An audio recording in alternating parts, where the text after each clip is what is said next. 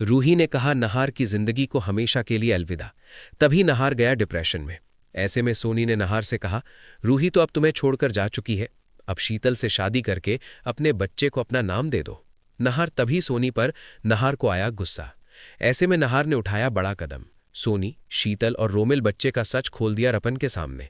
जी हां दोस्तों, हम आपको बता दें, जब नहार कॉफी में मिली नींद की दवा पीकर गहरी नींद में सो जाता है, तभी सोनी अपने प्लान को अंजाम देती है। वो नहार की गोद में शीतल और बिट्टू की तस्वीर रख देती है और रूही के पास तलाक के पेपर रख देती है। कुछ देर बाद रूही को होश आता है, सिर भारी होता है, आंखें नम होती हैं।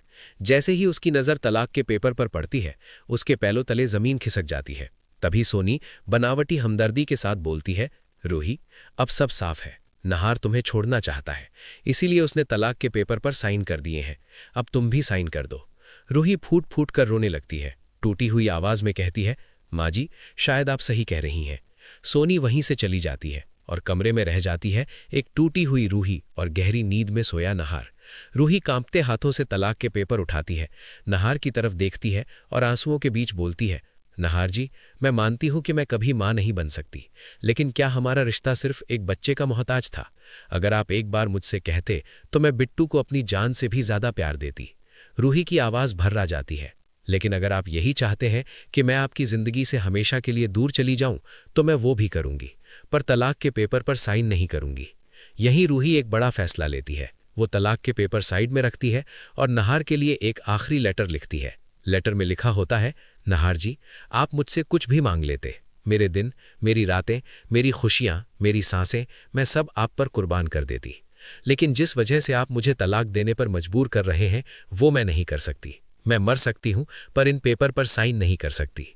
इसलिए आज मैं इस घर को हमेशा हमेशा के लिए छोड़ रही हूं। आप खुश रहिए, आपकी रूही। लेटर लिखकर रूही उसे टेबल पर रख देती है और चुपचाप घर से बाहर निकल जाती है। रूही सीधे खाटू श्याम बाबा के मंदिर पहुंचती है। हाथ जोड़कर कहती है, बाबा, आज मैं आपका नाम लेकर इस घर से जा रही हूं। मेरे नहार जी की रक्षा करना, उन्हें कभी दुख मत देना।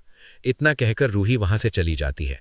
इधर कुछ देर बाद नहार की नींद खुलती है। वो घबरा कर उठता है, रूही को आवाज देता है, रूही, रूही, लेकिन कोई जवाब नहीं मिलता। तभी नहार की नज़र टेबल पर रखे रूही के लेटर पर पड़ती है।